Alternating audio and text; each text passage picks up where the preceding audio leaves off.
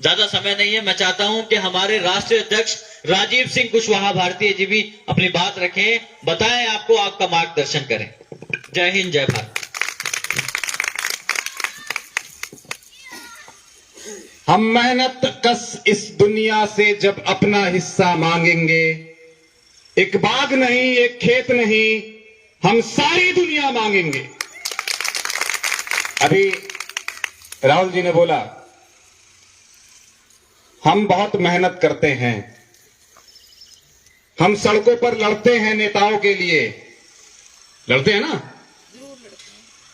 लाठियां भी खाते हैं नेताओं के लिए, उनकी पार्टियों के झंडे उठाते हैं, कुर्सियां बिछाते हैं, दरियां बिछाते हैं, लेकिन जब आपको कुछ मिलने की बारी आती है तो आपको क्या मिलता है?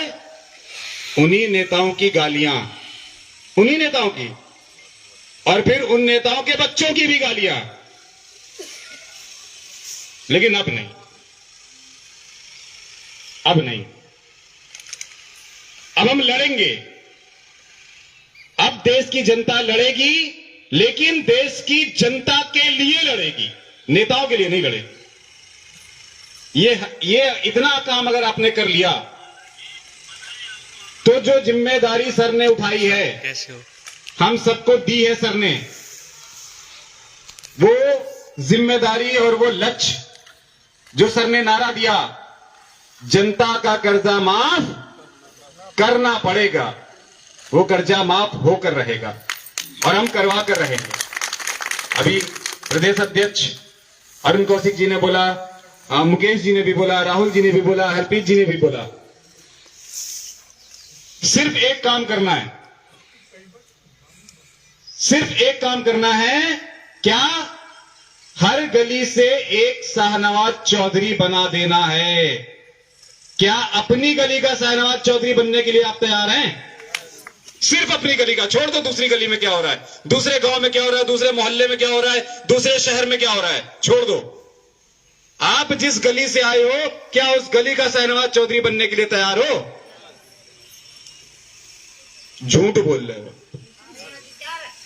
झूठ बोल रहे हो आप, मंच से बोल रहा हूं सर, सॉरी आपके सामने कह रहा हूं, झूठ बोल रहे हैं ये लोग, झूठ बोलते हैं यहां बैठकर।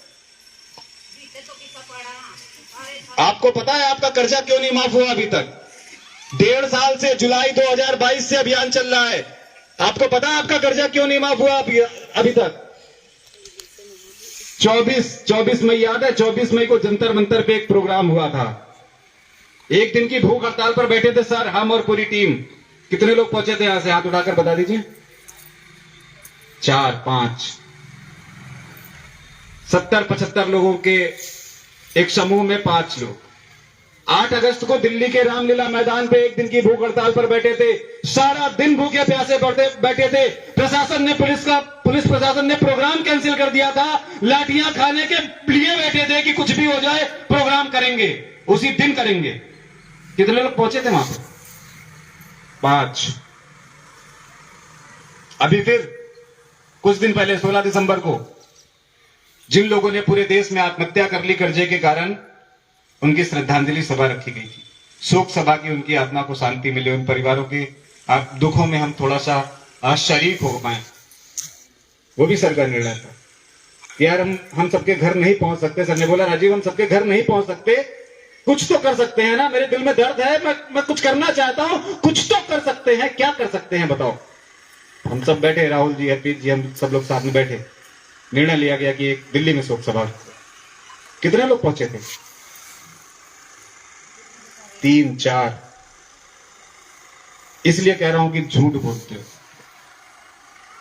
और शायद हम भी अपने आप से झूठ बोल रहे होंगे कहीं कि हम कर्जा माफ करा देंगे।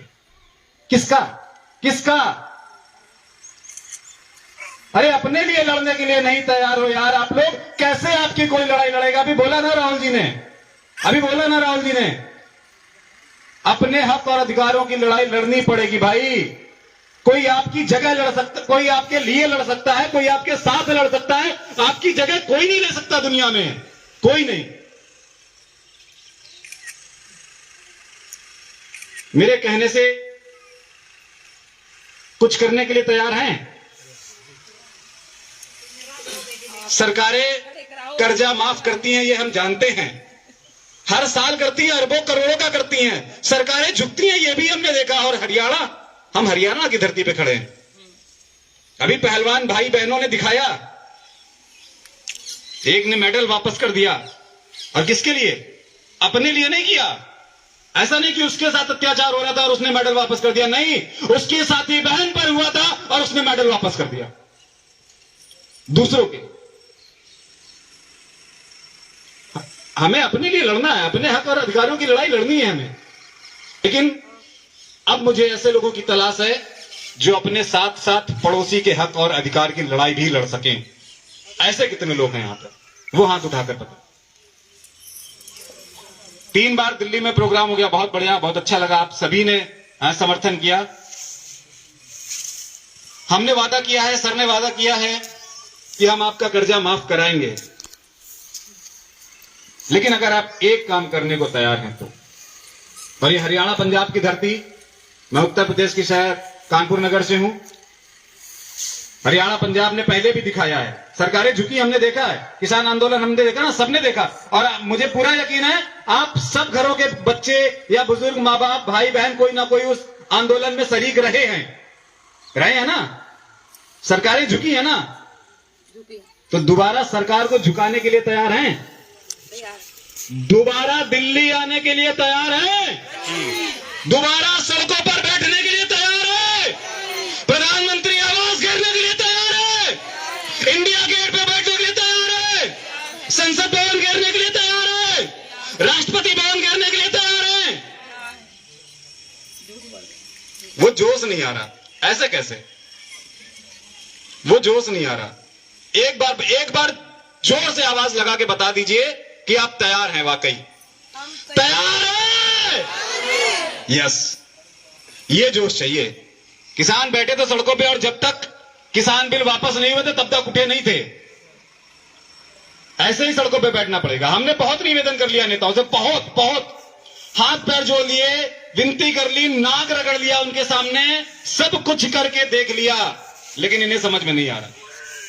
मगर अब हमें समझ में आ गया है कि इन नेताओं को समझाना कैसे है और इन्हें समझ में कैसे आता है। इन्हें जो भाषा समझ में आती है अब उसी भाषा में समझाएंगे। सड़कों पर बैठेंगे, पूरी की पूरी दिल्ली जाम करेंगे, और जब तक कर्जा माफ नहीं होगा तब तक नहीं उठेंगे। उसके लिए तैयार हैं? और अगर इतना काम कर लिया तो यकीन मानिए 2024 के पहले यह कर्जा माफ होगा। और अगर फिर भी नहीं हुआ तो इतना प्रॉमिस करता हूं आपसे, ये वादा करता हूं आपसे कि उस सड़क पर बैठे हुए लोगों के बीच में से कुछ लोग निकालेंगे, उनको 2024 में सदन में भेजेंगे, ताकि वो सदन में जाकर आप सबका और अपना भी कर्जा माफ कर लें। इतना काम करना पड़ेगा, और ये लड़ाई बिना डरे लड़नी पड़ेगी। और मुझे उम्मीद है कि आज हरियाणा की धरती पे हम आए, पहले भी आया हूं इस घर पे, राजकुमार जी के घर पे मैंने पहले भी विजिट की है, मैं आया हूं। उस समय 10 लोग थे और आज वो 10 के 75 हो गए। तो मुझे उम्मीद है कि अगले 4 महीनों में ये संख्या इससे भी 10 गुना बढ़ेगी, 1000 गुना बढ़ेगी। और जो सपना सर ने देखा है देश के एक एक व्यक्ति को कर्ज मुक्त बनाने का, पूरे देश को कर्ज मुक्त बनाने का, वो सपना 2024 के चुनाव के पहले ही पूरा हो जाएगा, वरना चुनाव होते तो हम कर ही देंगे।